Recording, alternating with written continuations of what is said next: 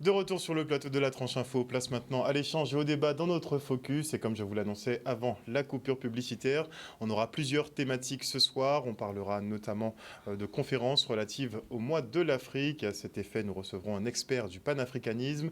Nous parlerons aussi New Tech avec nos habitués du mardi, en l'occurrence Daryl Pézeron. Bonsoir Daryl. Bonsoir Harold, bonsoir la Guadeloupe. On aura peut-être un petit peu de temps pour le blog de Miguel. Bonsoir Miguel. Bonsoir Harold, bonsoir la Guadeloupe. Tu boutes déjà Miguel. Si tu n'avais pas dit ça, personne n'aurait vu ça. Oui, si ça se voit. C'est écrit sur ton visage, clairement. Mais après, ça me fait plaisir de recevoir des invités, il n'y a pas de souci. Très Et bien. quelqu'un qui date depuis longtemps. Oui, c'est vrai, on t'a pas vu depuis un petit moment. Bonsoir Anthony. Bonsoir Harold, bonsoir Guadeloupe, j'espère que vous allez tous bien. Alors Anthony, au lieu de nous mettre à jour, il va nous faire voyager dans le passé carrément Anthony. Pourquoi tu fais ça? C'est pour montrer un Question de exemple. budget, question de budget surtout. Surtout, je vais pas mentir que... Il y a les poissons crevés. Il voulait pas casser le Black Canal 10. C'est dur, hein, la crise est passée sous moi là, malheureusement, je suis désolé. Parce que tu vas... La prochaine fois, je ferai mieux. Oui, quand même, parce que tu vas nous présenter de la VR. Mais il fallait le chercher loin quand même, l'autre. Hein. Oui, c'est vrai. Après, c'est super le billet pour moi. Peut-être je mets un petit montant sur ton truc là. En tout cas, merci à vous tous d'être là. On a un invité spécial aujourd'hui, Daryl. Oui, qui est connu en tout cas du grand public. Si je m'abuse, écoute, Homme des médias. Homme des médias. Ah, merci. Je savais pas que j'étais connu. Homme des médias, qui aussi fait partie du groupe d'Akio, qui s'appelle Émeric Simon, et qui nous fait l'honneur de sa présence ce soir pour nous présenter justement un projet qu'il est en train de mettre en place. Je vois qu'il est même déjà terminé, plus ou moins, ou toujours en cours. C'est ça. Donc, bonsoir à tous. Merci de m'accueillir parmi vous. Merci à Harold de me donner la parole. Donc, je suis Émeric Léandre, pas Émeric Simon, Simon. C'est mon deuxième prénom. Effectivement. Et aujourd'hui, je vais vous parler carnaval, technologie, et je participe avec vous, malgré, je pense qu'on sait tous que j'ai eu un accident au début du carnaval, enfin à la deuxième semaine. Tu n'es plus à 100% de tes capacités. Mais le travail continue. On a vu que tu assures quand même les couvertures, tu veux tout de même finaliser ton programme. Oui, jusqu'au bout. Bon, après, c'est pas toi qui a eu un accident, c'est l'accident qui est venu là. Voilà, tout à fait. Non, effectivement. Mais c'est vrai que c'était quand même de fortes images, puisque effectivement, Émeric, c'est celui qui a été percuté lors du défilé, lors d'une sortie d'Akio. Tu as été percuté de plein fouet par un scooter fou qui est sorti de nulle part. Et donc, tu te retrouves maintenant avec une cheville cassée. Combien de temps, ITT? On m'a donné 3 mois. 3 mois quand même? Ouais, 45 jours avec vis et fer, et voilà. Ça... Courage en tout cas. Oui. Il y est passé là. Il est passé sur le billard là. Franchement. Donc courage en tout cas pour la suite. Moi qui n'aime pas les hôpitaux. Donc... cassons. Tu vas y avoir droit pendant quelques mois.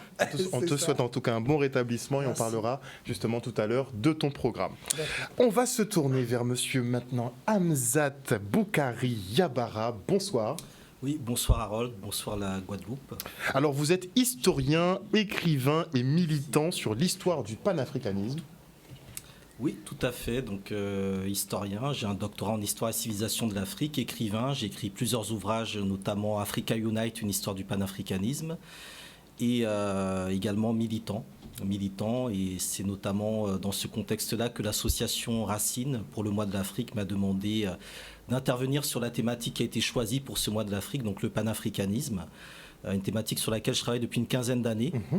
Bien avant que ce soit la mode finalement. Effectivement, qui est aussi liée à mes origines. Je suis né au Bénin, ma mère est martiniquaise, donc je représente à la fois le continent et la diaspora.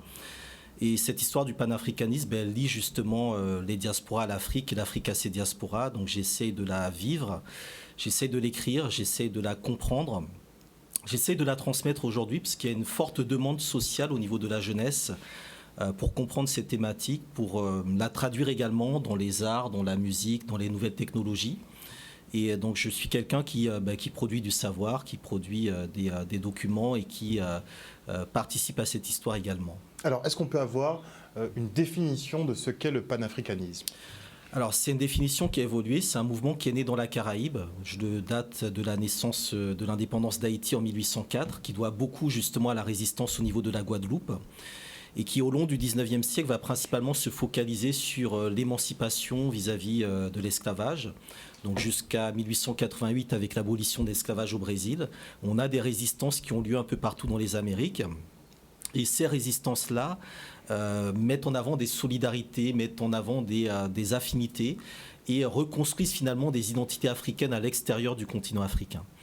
Et à la fin du 19e siècle, une fois que nos ancêtres ont arraché leur liberté dans les Amériques, eh bien l'Afrique, le continent d'origine, tombe sous la colonisation. 1885, vous avez la conférence de Berlin.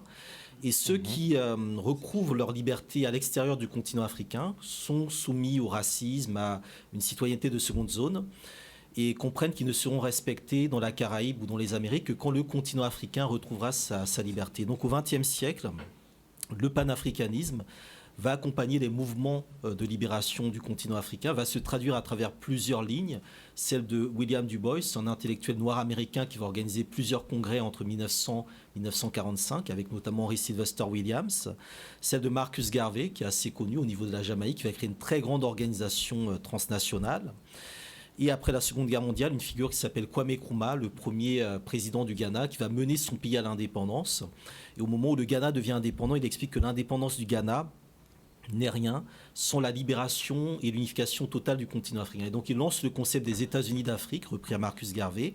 Donc l'histoire du panafricanisme, c'est comment finalement nous construisons les outils de notre émancipation et comment quelque part nous luttons aussi contre nous-mêmes, puisque c'est un mouvement qui est traversé par des clivages, qui est traversé par des divisions, qui est traversé par des trahisons. Alors parmi ces trahisons célèbres, on a celle de Mobutu vis-à-vis de Patrice Lumumba au Congo. On peut citer également Blaise Compaoré vis-à-vis de Thomas Sankara. Donc c'est une histoire qui est extrêmement riche et je pense que c'est une histoire qui mérite aussi d'être actualisée.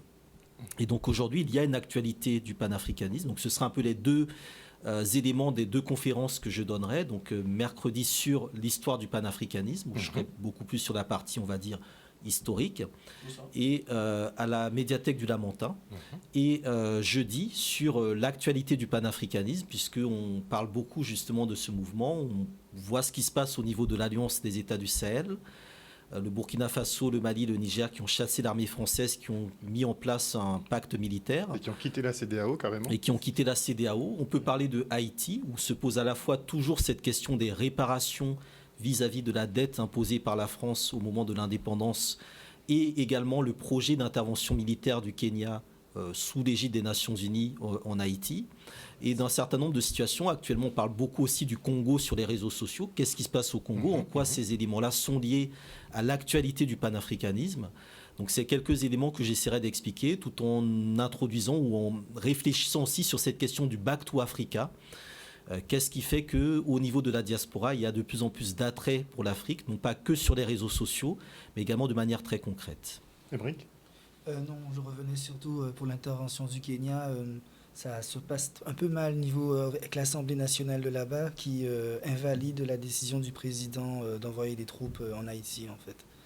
Alors, effectivement, il y a une invalidation du Parlement. Le président kényan veut quand même passer en force. C'est ça. Alors, on sait que dans nos pays, c'est assez compliqué. Quand les chefs d'État décident de quelque chose, ils s'y tiennent. On le voit actuellement au Sénégal avec Macky Sall qui a reporté les élections et qui a forcé l'Assemblée nationale à voter le report de la loi. Donc, il y a effectivement un bras de fer qui est présent au Kenya sur cette intervention. C'est clair. Donc, on peut dire que quel est le plus grand ennemi du panafricanisme, finalement? Alors, je dirais que le plus grand ennemi du panafricanisme, c'est, alors, à titre social, c'est l'individualisme, c'est-à-dire la capacité que nous avons à briller de manière individuelle, donc c'est la question d'ego, sans être capable de s'inscrire dans des collectifs qui seuls nous permettent finalement de durer, d'exister dans la durée. Donc on a beaucoup d'étoiles filantes, de météores dans nos histoires, mais qui n'arrivent pas forcément à s'ancrer dans du collectif. Et de manière plus générale, c'est le capitalisme, le racisme et le colonialisme. Ce sont les trois systèmes qui se sont constamment opposés au panafricanisme. Alors le racisme, puisqu'il y a tout un enjeu d'infériorisation des personnes noires qui se passe à l'échelle mondiale. Alors souvent on a le prisme George Floyd, les États-Unis, etc., mais c'est quelque chose qui est vraiment à dimension mondiale. Le capitalisme, parce que nous sommes issus d'une histoire d'exploitation optimale. Nous avons été esclavagisés pendant des siècles et toute une richesse, tout un ensemble de fortunes se sont constituées sur notre dos. Donc le principe de nous voir nous lever est en capacité de faire basculer toute la table du système économique mondial d'aujourd'hui, d'où le fait que la question des réparations est extrêmement stratégique. Et enfin, le colonialisme, puisque le colonialisme nous a divisés en créant des frontières, en balkanisant nos territoires. Et donc, en dehors, je dirais, de la Caraïbe, qui est balkanisée avec une partie francophone, anglophone, hispanophone, néerlandophone, etc., eh bien, le continent africain, à la conférence de Berlin, est tombé dans des sphères d'influence qui fait qu'on parle d'une Afrique anglophone, francophone, lusophone, hispanophone, etc.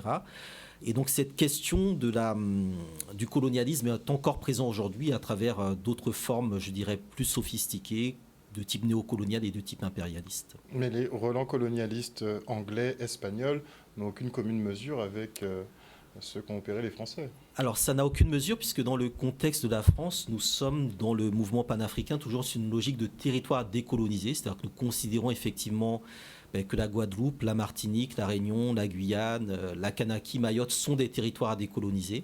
Donc c'est toujours la question du droit international. Et dans le cas également du continent africain, il y a un système sur lequel j'ai aussi écrit un très gros bouquin de 1000 pages, La France-Afrique, qui fait que l'armée française est toujours présente au Sénégal, au Gabon, en Côte d'Ivoire, au Tchad, à Djibouti, qu'il y a toujours une monnaie coloniale, le franc CFA, qui est liée justement aux intérêts français, et qu'on a également un certain nombre de politiques menées par la France qui fait que la question africaine est au centre du jeu, et donc effectivement le colonialisme français est sans aucune mesure avec les autres, d'autant plus qu'il a développé au niveau des Antilles des logiques d'assimilation qui tendent aussi à diviser les Africains et les Antillais, alors qu'en réalité on fait partie d'une histoire commune. Miguel.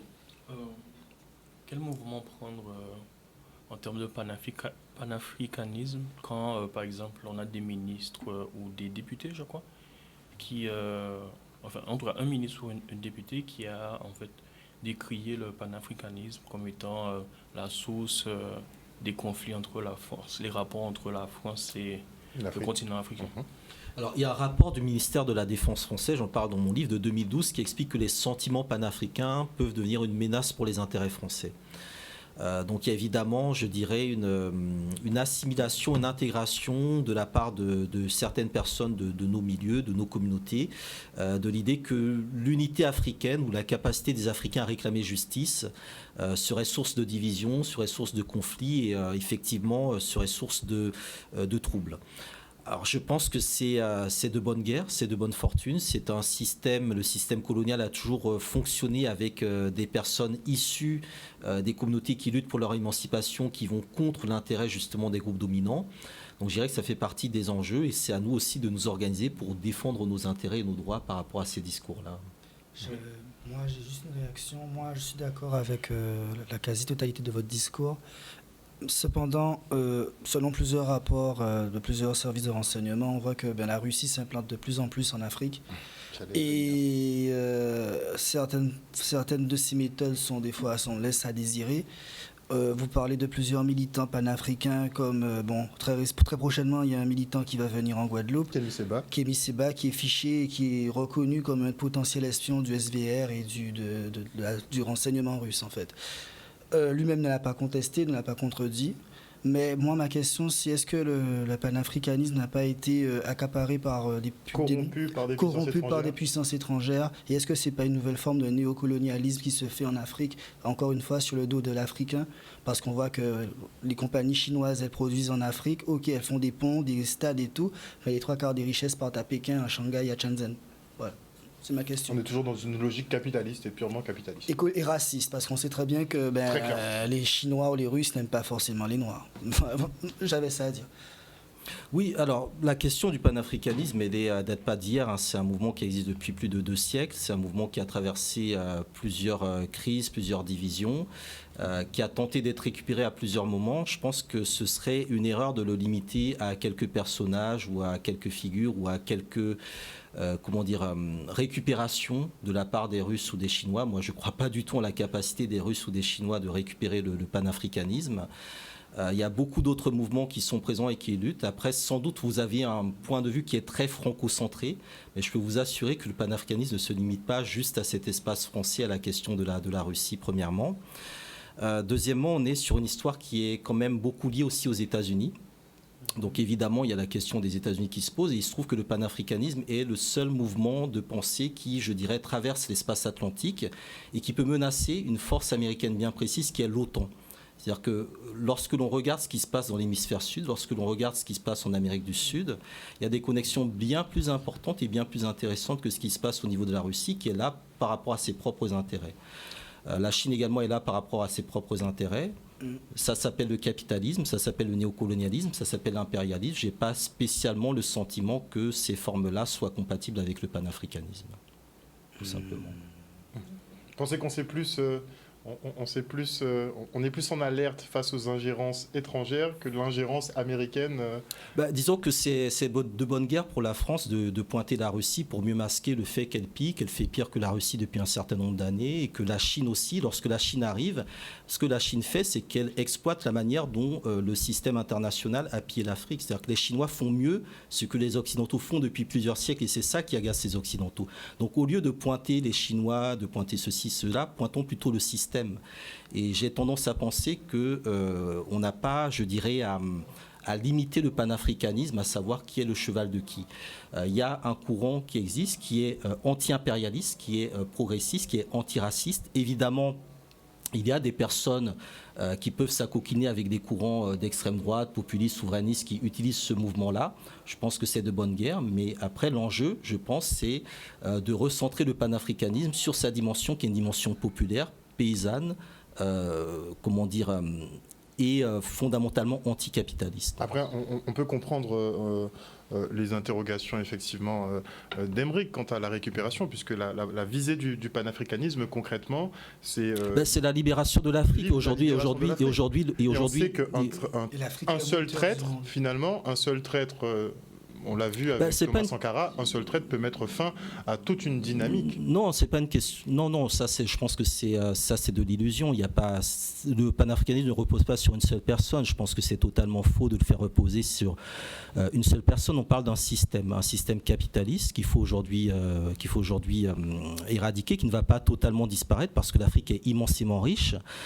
Voilà, vous parlez des Russes, des Chinois, mais il y a aussi les Turcs, les Indiens, les Japonais. Il y a tout le monde en Afrique. Le monde entier est en Afrique. Donc là, l'enjeu, c'est qu'il faut que nous-mêmes, on s'organise. Il n'est pas normal qu'au niveau de la Guadeloupe, il n'y ait pas de sensibilité sur la question panafricaine. Parce que l'histoire de la Guadeloupe, économiquement parlant, politiquement parlant, est fondamentalement liée à la relation entre la France et l'Afrique. Donc il faut qu'il y ait ici une compréhension de ce qu'est le panafricanisme. Et donc sortir, je dirais, des caricatures, sortir des illusions et comprendre que le panafricanisme n'est pas non plus une baguette magique. C'est pas ça qui va résoudre tous les problèmes de l'univers ou de l'Afrique, mais c'est une méthodologie, c'est un moyen d'organisation qui permettra d'avancer de manière, je pense, un peu plus intéressante que ce qui est proposé aujourd'hui et aux Africains et aux Caribéens, notamment aux Guadeloupéens. Donc le panafricanisme, ce n'est pas que Nathalie Yamb et Kémy Séba. Disons que ça existait... Il faut... Ça serait plus visible. Moi, j'aurais une question dans le cadre c'est pas une question de visibilité, je suis désolé, c'est pas une question de visibilité. Le panafricanisme existait avant les réseaux sociaux. Oui, c'est sûr. Voilà, donc c'est pas une question de visibilité. Mais comme ils sont un peu porte-voix du mouvement, c'est vrai qu'on les entend beaucoup plus que les autres sur les réseaux.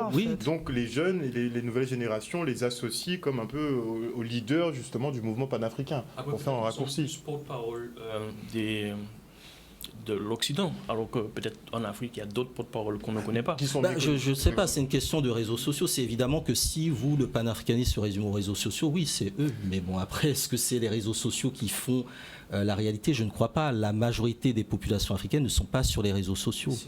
Il y a d'autres choses qui se passent à d'autres niveaux. Je pense que c'est important de le comprendre. Maintenant, si certaines voix sont plus entendues, il faut aussi se poser la question de pourquoi elles sont plus entendues et qu'est-ce que ça évoque vis-à-vis de l'incapacité des autres à comprendre certains enjeux et à travailler sérieusement ces questions-là. Donc c'est aussi une remise en question des autres personnes qui doit se faire. Alors, éclairer la population sur le panafricanisme, ce serait une bonne chose. Oui, Miguel. Oui, effectivement, éclairer la population. Donc tu parles guadeloupéenne, c'est ça? Oui. Sur le panafricanisme, ça serait une bonne chose. Mais moi, ma question, du coup, pour compléter son début de propos, c'est quelle va être la finalité, en fait, pour la Guadeloupe, d'un point de vue économique, social, culturel, enfin tout ça? D'un point de vue culturel, c'est déjà mieux connaître son identité, mieux connaître son histoire, mieux savoir se positionner, défendre ses intérêts culturels. Ça, c'est un premier élément. D'un point de vue économique, aujourd'hui, tout le monde regarde vers l'Afrique. L'Afrique, c'est le continent du XXIe siècle. Même la France, qui est la métropole de la Guadeloupe, regarde vers l'Afrique. Donc la moindre des choses pour un territoire africain comme la Guadeloupe serait aussi de se tourner un peu plus vers l'Afrique. Je mettrais une nuance quand même, parce que, étant donné que, en tout cas dans ma famille, on a des ascendants, enfin des origines Kalinago, vous voyez, j'ai toujours été perplexe de cette manière de voir toujours côté européen, africaniste, mais jamais voir l'aspect caribéen, Kalinago, qu'il y a sur les territoires des Antilles. Donc c'est pour ça que moi j'écoute bien, mais je veux dire, il faut aussi avoir cet aspect-là de l'histoire. Excusez-moi, mais le panafricanisme, c'est l'unité dans la diversité, donc ça ne veut pas dire qu'on exclut les Kalinago, les autres, etc. Tous les afro-descendants. Tout le monde est compris. Et je tiens à préciser que si Haïti existe aujourd'hui sous ce nom-là, c'est parce que les Africains qui ont libéré Haïti ont redonné à ce territoire-là son nom originel. Donc, parce qu'il y avait aussi un peuple qui était présent, qui a pu transmettre cette histoire-là. Parce que culturellement parlant, l'Europe a tout détruit. L'Europe n'a rien produit dans la Caraïbe. Tout ce qui a été produit dans la Caraïbe vient d'Afrique ou justement de ces populations dont vous parlez. Est-ce qu'on ne devrait pas renommer la Guadeloupe alors Karu Kaira pour entrer dans cet aspect de rupture totale avec... Beaucoup y songent. Non, est-ce qu'on renommer, ça va changer la mentalité? Non, mais... ça va... Moi, je parle de... Ça, ce sont des actes fondateurs. C'est comme Sankara qui a rebaptisé son pays. Ce sont des actes fondateurs. C'est un retour aux sources. Arrête. Ça a une grosse signification. Qui s'appelle je sais pas quoi. Meta, imaginons. Non, Facebook qui s'appelle Meta, c'est toujours la même connerie. Oui, mais là, non, tu n'as pas... Twitter qui s'appelle X, tu vois, c'est concrètement, qu'est-ce que ça change? Là, sur une base qui est purement mercantile.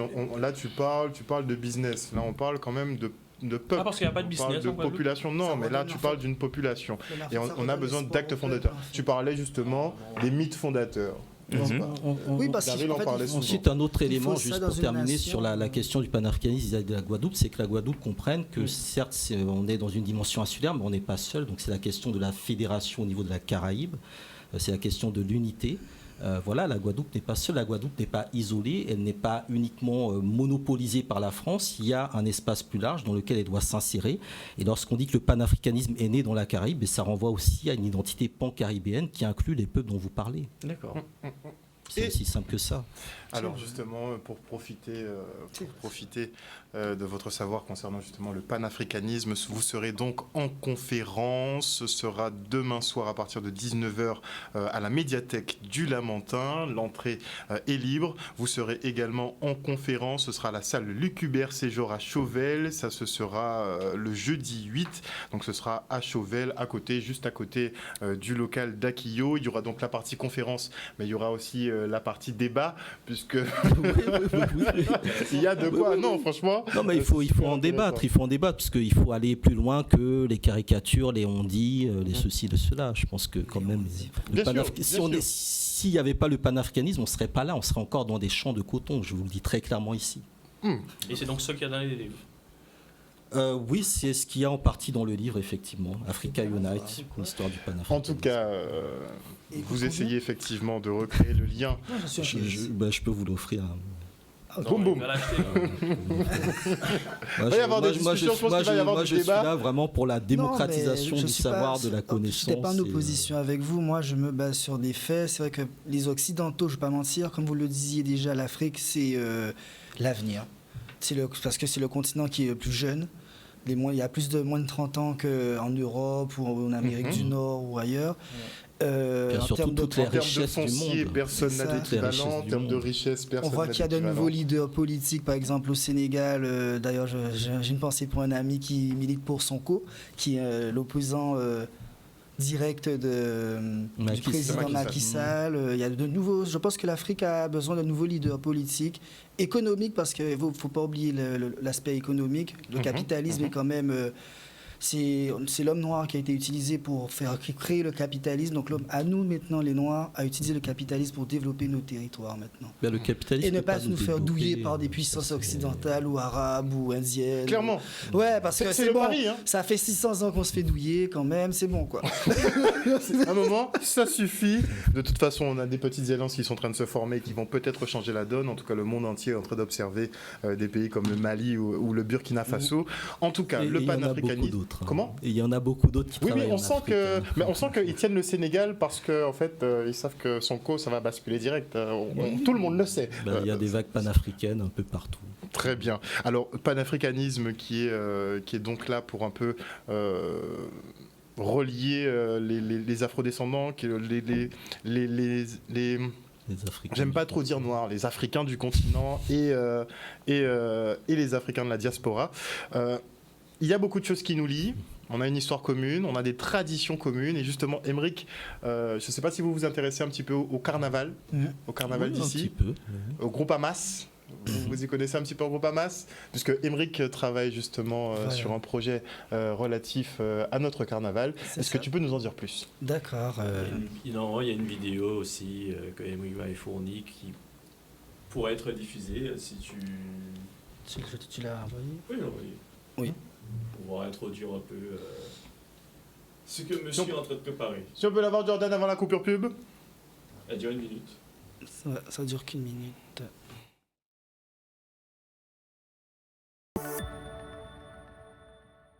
Bonjour à tous, c'est Aymeric de The Link FWI. Aujourd'hui, nous sommes dans le quartier de Carénage, quartier historique et mythique de la ville de Pointe-à-Pitre, qui accueille des groupes APO tels que 50-50, Massa Roubaix et Moon Ki Moon.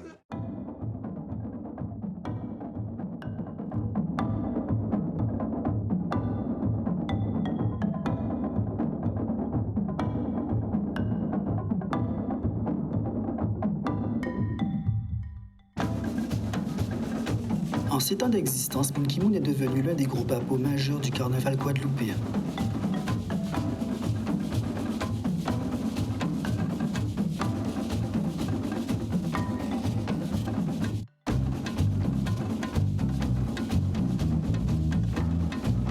Nous sommes allés à la rencontre de celles et ceux qui font vivre ce massapot incontournable des déboulés pointois.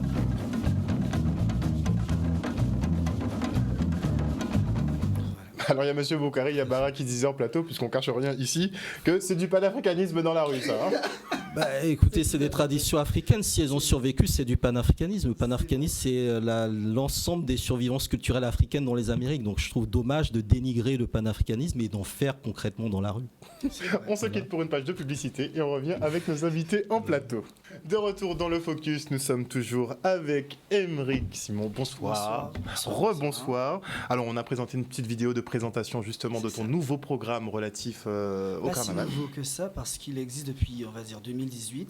Enfin, dès mon retour en Guadeloupe. Donc, il s'agit en fait d'un hommage à ma tante qui est décédée. Donc, elle était dans les groupes APO, très impliquée dans le monde du carnaval aussi.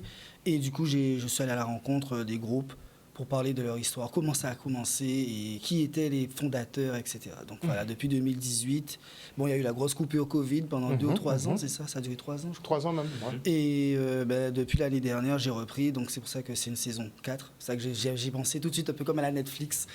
Bref, je suis parti très loin dans mes idées, et à la Netflix, on rencontre les Massapo. Donc du point jusqu'à Avoukoum en passant par... Donc il n'y a pas que les Massapo de l'agglomération pointoise. Non, l'année dernière, j'ai fait Voukoum. Franchement, ça a été l'un de mes meilleurs reportages. Parce que j'ai... Voukoum, il y a quelque chose là-bas. J'étais... C'est pas Non, bon. Voukoum a quelque chose il y a de particulier. Il y a une esprit. dimension Il y a un esprit. spirituelle derrière Voukoum. Et Fred Démétrius, c'est une bibliothèque incroyable en matière de masse, musique et spiritualité. J'ai beaucoup aimé, j'ai beaucoup appris aussi. D'accord, il est revenu d'Afrique d'ailleurs. Oui, Il a très fait récemment. un séjour en Afrique, Ils ont effectivement. fait le carnaval de Ouida, ils ont fait... Ouais, j'aime bien, franchement... Nickel. Si, Nickel. ouais. Nickel. Donc petite préférence pour Voukoum. Après, on a Maman Masla, forcément. Oui, Akio, tout le monde Akio, connaît. C'est ça. Bon, Est-ce j'ai que pas, c'est vrai, vu que tu as vu tous les groupes? j'ai pas encore vu tous les groupes. Parce que Mais chacun- l'objectif final, c'est de pouvoir voir tous les groupes dans ta série. de voir, de les revoir, parce que bon, il y a eu quand même la période Covid, il y a eu d'autres choses, des membres qui sont décédés. On va retourner voir ce qu'on a déjà fait, donc le point, Mascaclé, Cléla, Nation avec Marron. L'idée, c'est de faire tout le monde. Tout le monde. Waouh, mais en gros, on aura l'archive et l'historique de chaque groupe à Voilà. Pau sur le territoire, C'est et ça. de là, on pourra les revisionner et voir leur évolution. Parce que c'est vrai qu'il y avait une émission ici avec justement Yves Lise dans Que les choses soient dites, et il y avait justement le président du groupe. Alors, je ne sais pas si c'est le président. C'est Vim. Vim, oui, du que groupe Vim. j'ai aussi interviewé il y a 3 ans, avant le Covid d'ailleurs. Il faisait déjà polémique. Hein. Voilà, il faisait déjà polémique. D'ailleurs, j'étais le jour de ce tournage, on a fait aussi le latex bandex, on a fait. Franchement, ça a été aussi un très Ils aiment bon le latex, accueil. ça là-bas. Mais j'ai bien, c'était une bonne ambiance. Ça t'a plu? Mais Ça t'a plu? Ah Non, oui, non mais en fait, les gens voient le côté grivois du MAS, mais en fait, comme le président. On voit dit- surtout le côté sexuel du MAS. Voilà, c'est un peu c'est le ça. côté Alors sexuel qui que- dérange. Et comme dit Rudy Benjamin, MAS c'est dérision. MAS, par exemple, dans les groupes APO, tu peux avoir des banquiers, des entrepreneurs, bon, des chômeurs. Mais est-ce que la Tu peux avoir dérision, tout le c'est monde. porter du latex? Pourquoi pas? Par exemple, s'il y a des gens qui n'assument pas forcément leur corps toute l'année, et ce jour-là, tu vas dans un groupe, il te dit, c'est Jean Tout le monde est Cavine, habillé, ouais. voilà quoi. Je vois le Tout le monde s'assume, donc Tout je le monde m'assume. s'assume. Donc, Ah, mais et la l'année preuve, prochaine, quand on tu est là. vas dans C'est des- comme un peu dans les souks, c'est quand on éteint la lumière, tout le monde y va. Voilà, Quoi. tu On t'assumes. me voit quoi, pas. voilà. Moi, en tout cas, moi, je vois ça comme ça. Beaucoup de gens qui peuvent s'assumer dans la rue grâce à ce groupe, malheureusement. Enfin, malheureusement, heureusement. C'est vrai qu'il y a un Est-ce que c'est pas S'assumer dans Emery, la rue, c'est est-ce pas que c'est l'objectif, je voilà, pense, mais- est-ce que voilà, mais est-ce que ouais, c'est je pas vois une ce qu'il veut excuse? dire. Parce que techniquement le carnaval, c'est pas pour s'assumer dans la rue. On est d'accord. Après, chaque personne est libre de faire ce qu'elle veut. Bien Donc, sûr, bien sûr. par exemple, c'est pas un président de groupe qui va te dire, bon, si la personne veut se mettre en string dans la rue, le gars va pas te dire, non, mais va t'habiller. On est libre, on est adulte. Mhm. Et moi, ma question, enfin, moi, mon problème, c'est, ok, ce groupe-là défile après minuit, de toutes les façons, ils le disent très clairement, c'est après minuit. Qu'est-ce que ton enfant fait dehors à Oui, minuit? mais l'enfant, il a les réseaux Et- sociaux. C'est après minuit. Non, mais non, c'est non, il n'y a pas filmé. que dans les réseaux et c'est sociaux. sur les Sur le réseaux bord de la après. route, il y a des enfants aussi qui regardent avec leurs parents. Aussi, certes, mais de toute Donc, façon, ça va faire le tour de la Guadeloupe. Mais Harold, en fait, D'accord. c'est vrai qu'on a un peu dévié, mais là où je voulais vraiment accentuer sur ce que j'ai beaucoup apprécié de la part du président, c'est qu'il disait que oui, il arrivait à faire l'historique en fait de tous les groupes et des membres fondateurs de groupes. Et c'est là où je me disais effectivement, je sais pas si eux ils avaient déjà vu des vidéos en amont. Bah, en fait, il y a eu déjà des reportages, Des par reportages le qui ont passé déjà qui ont été été faits. faits par... Bon, maintenant, ils sont dans les archives de l'INA, je pense. Mais il n'y a pas que Akio et Vukum, par exemple. Il y a, Oui, effectivement. par exemple, il y a le point d'interrogation. Donc, c'est l'un des seuls reportages complets sur le point d'interrogation. C'est sur mon média, quoi. Masca Clé, pareil. Cléla, pareil. C'est des reportages qui durent 40 minutes et on est en inside dans le groupe. On discute avec eux, on voit comment ça fonctionne l'association parce qu'on voit l'aspect carnaval, mais ce sont des associations qui fonctionnent à l'année en fait. Par exemple, ils font des tournois de football, des grillades parties, bref.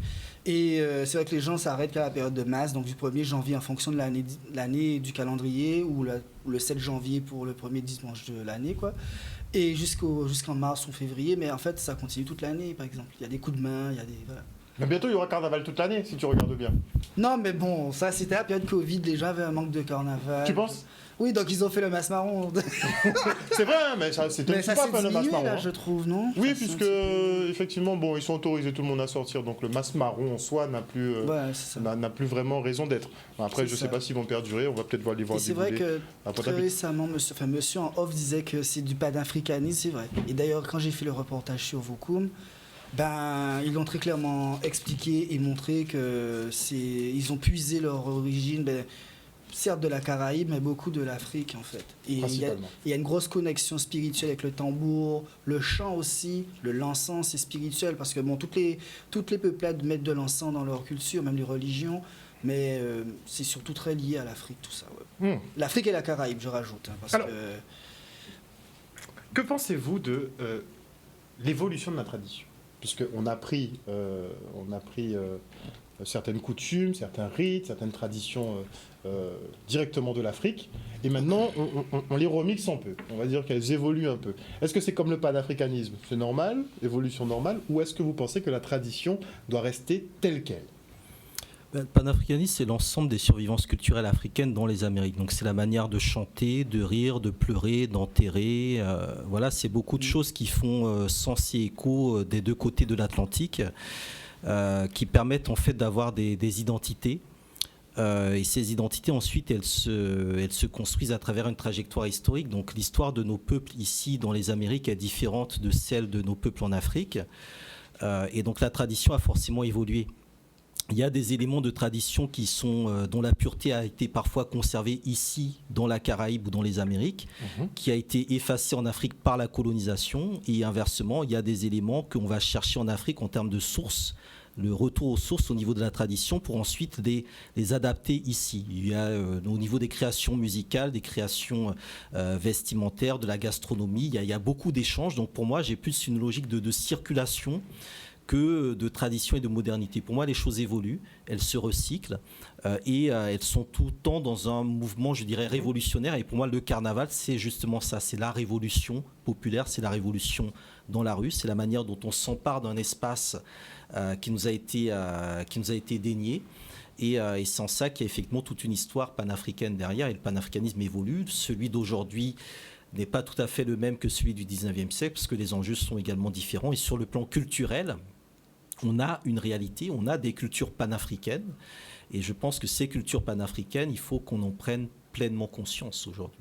En prendre conscience. Donc vous n'êtes pas contre l'évolution, finalement, les modifications, puisqu'il y en a qui sont très conservateurs, on va dire, entre guillemets, et qui, quand l'ancien a dit c'est A, ça reste A jusqu'à la fin des temps. Non, moi je suis quelqu'un de très progressiste. Mais en fait, il ne faut pas oublier qu'on est une jeune nation. Enfin, j'aime bien parler les jeunes nations. Donc, on est une nation vivante, culture vivante. Donc, qui dit nation vivante dit culture vivante. Donc, forcément, même notre carnaval sera amené à évoluer. La preuve, les groupes APO sont sur les réseaux sociaux.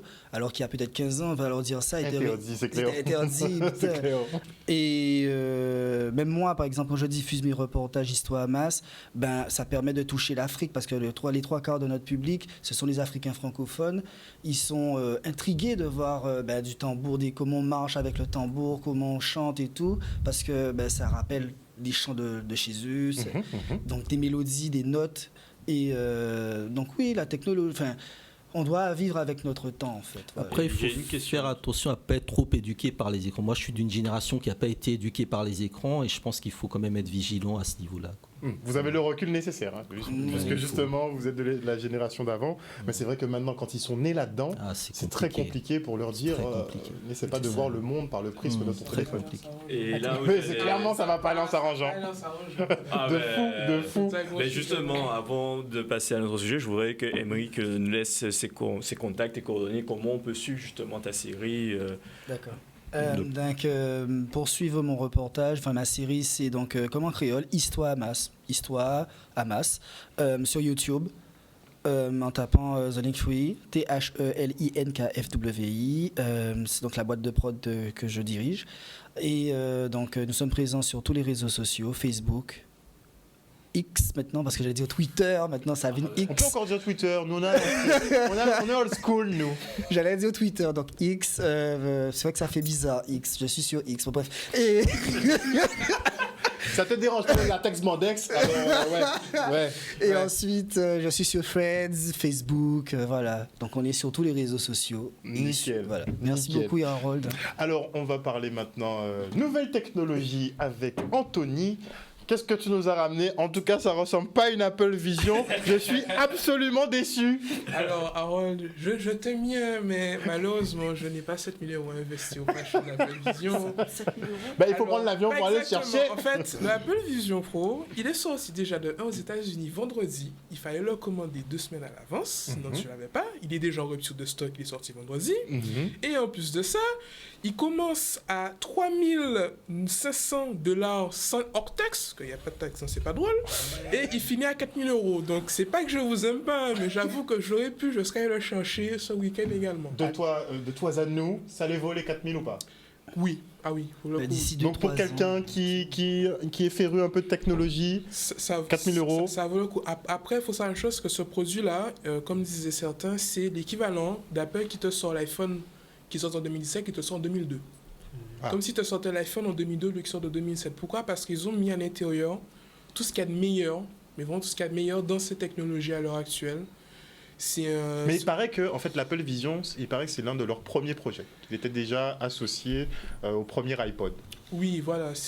En fait, l'Apple Vision, c'est vraiment la quintessence de ce qu'Apple peut faire. Il commence à utiliser des mots comme ça, c'est vraiment le Graal. C'est le Graal. Franchement, parce que pour avoir testé la réalité virtuelle, parce que je l'ai fait, etc., par rapport à quoi que ça, la réalité virtuelle, c'est très bien. La réalité augmentée, c'est encore meilleur. On va tout à l'heure mettre une vidéo pour expliquer ce que ça peut permettre de faire, voilà. Dans ce casque-là, qu'est-ce que vous avez dedans? Vous avez 36 milliards, vous avez 10 caméras, capteurs dans l'Apple Vision, il y a 10 caméras. Il y a 10 caméras. Donc ici, premièrement, ce que vous voyez là, c'est ce qu'il y a au niveau des yeux. Donc les lentilles sont motorisées ou s'adaptent automatiquement à vos yeux, parce que selon l'écartement de votre visage, il y a des capteurs de présence, des caméras à l'intérieur pour pouvoir capter vos yeux. Pourquoi? Parce que si on voit la deuxième image avec l'avant, vous avez premièrement une puce de Mac à l'intérieur. D'accord. On sait qu'Apple fait des puces très puissantes. On a ensuite une puce juste pour gérer la 3D et l'environnement virtuel. Instantané. De manière instantanée. Vous avez plein de caméras qui permettent de capter la profondeur, les mains. Et toutes les caméras sont en 4K, avec chaque écran par yeux en 4K, pour que justement vous puissiez en fait l'utiliser l'utiliser en fait de manière tous les jours sans que ça dérange. Parce qu'à différence avec un petit truc comme ça qui est en face de moi, là, ce petit machin là, c'est 2 écrans 720p, tu vois les pixels. On n'est pas dans la 4K. Hein. C'est pas très beau, tu vois, mais ça fait le taf. Tu vois les pixels, c'est pas très sexy. Là, franchement, c'est l'une des meilleures choses qu'on fait à l'heure actuelle. C'est un produit qui est très bien conçu, parce qu'on voit que ce produit-là utilise, que ce soit au niveau logiciel, des logiciels qui sont conçus pour tourner sur Mac qui tournent dessus. Vous pouvez connecter votre Mac dessus. Est-ce qu'on pourrait mettre... Si on peut mettre la pub, justement. Oui, on peut mettre la pub. Hein. Je peux expliquer. Moi, j'ai une petite question, parce que je vois qu'il y a capteur, il y a tout, ça va dans les yeux. Mais et la santé des yeux après tout ça? Parce que il y a des potentiels risques pour la Bien sûr, Ah bien oui, sûr. bien sûr. Mais justement, si tu as la vue abîmée, ils vendent en fait Oui, en option L'Apple Ah, Vision oui. plus plus. Ouais, Non, alors, non. c'est- Corriger la vision. Voilà, corriger la vision, etc. Voilà. C'est vrai. Ah, il y aura des lentilles pour corriger ta vue quand Alors, tu si seras par déglingué. exemple, t'as des lunettes, c'est pas très pratique, c'est 600 € par verre. Hein. 600 € par verre Ouais, pour mais- être compatible avec Ah, J'ai entendu 6 €. Non, 600 € par Ah, verre. Ah, on est chez 600, Apple. Apple. Il y a Apple. forcément 3 chiffres. Ah oui, il y a forcément 3 chiffres. C'est entre 600 et 400 € sur votre correction pour avoir des lentilles supplémentaires pour compenser si vous voulez pas porter vos lunettes avec. Bon, après, il faut avoir les sous. Hein. Pour ça Ouais, que c'est les clair. premiers à avoir pris ce produit-là, c'est les développeurs pour créer des applications et on va dire les gens qui sont fortunés, qui aiment montrer qu'ils ont de l'argent, N'est-ce pas? qui ont toujours le C'est le nouveau signe extérieur de richesse. hein. Exactement. My God. Donc tu avais une vidéo à nous passer? Oui, voilà. Donc, premièrement, on va voir la vidéo d'introduction du produit. Mais Ok, ben pour vous expliquer comment vous avez vu l'introduction, ce produit-là, donc c'est un produit première avancée, on peut tout faire à la main. Par rapport à avant, on fait des manettes comme celle-là, on peut tout faire à la main parce que le produit est conçu, ils ont mis des caméras tellement bien placées que même si vous avez les mains limite presque à l'arrière du torse, il va capter vos mains. Donc comment ça fonctionne pour sélectionner une information? C'est vous regardez l'application que vous voulez démarrer et vous fermez les doigts et l'application s'ouvre. Avec les doigts, vous la dirigez, vous regardez une application, il va directement l'activer. Et sur l'autre vidéo, je pourrais mettre à la vidéo walking, s'il te plaît, enfin, de la personne qui présente le produit. Ici, vous voyez un utilisateur. Premièrement, la première chose qu'on voit là, c'est ce qu'affiche son Mac. Donc, le Mac se connecte au casque pour afficher les informations et les autres applications, tout, c'est le casque qui le génère. Donc, vous voyez, chaque élément, il les place comme il veut. Mais vous allez voir que le casque est capable de déterminer où il se trouve dans la pièce et place les fenêtres lui-même au niveau GPS. Ça signifie que vous allez voir qu'il va se lever tout à l'heure et il aura placé d'autres éléments dans la maison qui sont restés là. Ça signifie que même si le casque est éteint, vous le rallumez, les éléments seront encore là. Donc Si tu on crées regarde ton la- univers virtuel. Exactement, tu crées ton univers virtuel. Par exemple, Ah ouais. comme vous voyez, vous avez la musique sur le côté, il met son petit Netflix à côté, sa petite vidéo cooking. Ça reste devant le four. Ah oui, ça reste dans le fond, ça bouge pas, puisqu'en fait, le casque sait exactement où se trouvent les éléments. Avec toute cette technologie, il gère tout à la main et à la vue, voilà. Et le casque hein? Ah oui. Le casque est équipé d'une autonomie de 2 heures avec une batterie externe pour alléger le produit, qu'on peut recharger en même temps si on veut son meilleure autonomie. Donc, le produit est clairement conçu pour être utilisé soit à la maison, soit dans un bureau. Il y a également sur le casque un écran à l'avant. Pourquoi?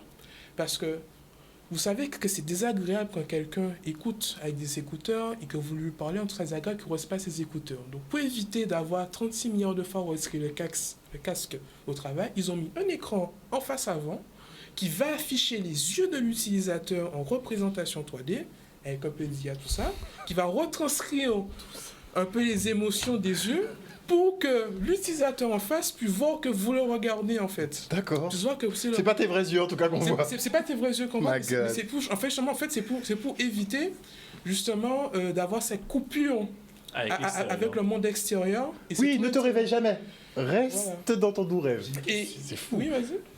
Parce que c'est bien beau de lancer ce genre de produit. On sait que, j'ai pas envie de dire de bêtises, Meta avait lancé un truc comme ça, les Metaverse aussi, ça avait fait un c'est gros... ça, le défaut, en c'est- fait, voilà, c'est ça. c'est un Mais ça problème, fait un voilà. gros flop en fait. Donc est-ce Alors, que ça va pas faire aussi un flop avec Apple? Il y a Mais une grosse justement, différence, c'est la grande, Mais déjà, déjà, grande c'est Apple. différence, c'est que Meta, c'est un cadre de réalité virtuelle. Donc là, tu es vraiment bloqué dans un monde. Voilà, Tu sais tu es dans que un monde le 3D. produit d'Apple, il peut faire les deux. C'est un cadre de réalité mixte. Il peut soit dans un monde totalement virtuel, comme un jeu vidéo, mais également en réalité augmentée. Mais c'est un casque qui est conçu pour, même si vous êtes en réalité virtuelle, si une personne s'approche de vous, il va vous sortir de la réalité virtuelle pour vous faire comprendre qu'il y a une personne. Cette personne-là va également pouvoir voir la Il y a lumière pas pour de vous sortir. coupure. Parce qu'en fait, le but, c'est vraiment éviter la coupure. Et c'est un casque qui n'est pas orienté jeu vidéo comme Meta, plutôt un casque orienté pour le travail. Le but, c'est vraiment d'apporter des éléments supplémentaires qui pourraient être intéressants. Par exemple, c'est quelque chose qui est au niveau professionnel. Par exemple, dans certaines entreprises, chez Airbus, ils l'utilisent pour leur moteur, où ils ont le moteur en phase 2, ils ont des informations qui ressortent. On arrive au mini du film comme je crois c'était Minority Report. Ouais, où voilà. il En changeait fait, les données. c'est encore une fois la servitude de l'homme parce que là, il sera complètement connecté pour faire sa tâche et ça va faire plus de productivité pour l'entreprise qui l'embauchera et lui sera esclave et sa santé pâtira. Oui, moi je vais commencer à prendre en considération. Oui, Monsieur Boukari Yabara. Voilà. Quel Il y a œil plein- vous portez sur ce genre de technologie? C'est C'est fou, c'est assez incroyable. Et, effectivement, moi je me rappelle Minority Report, c'est un film que j'ai vu dans les années 2000 et quelques. On sait que ça allait arriver, ça arrive. Je me demande où est-ce que ça va s'arrêter. Bon, voilà. Avec les Maintenant, puces dans nos crânes directement, oui, a priori. oui. Mais après, c'est intéressant. Ça fait réfléchir sur beaucoup de choses, des questions d'éthique et de bioéthique qui se posent aussi. Donc, C'est vrai qu'on a de la technologie, mais on n'a pas encore les législations pour réguler tout ça. Exactement. Les Oui, c'est ça. Simpsons, justement, Oui, ont d'accord. réfléchi à la question. Il y avait Est-ce que la régie Si on peut mettre la des vidéo. Simpsons en même temps, on s'en va parler dessus. Ça-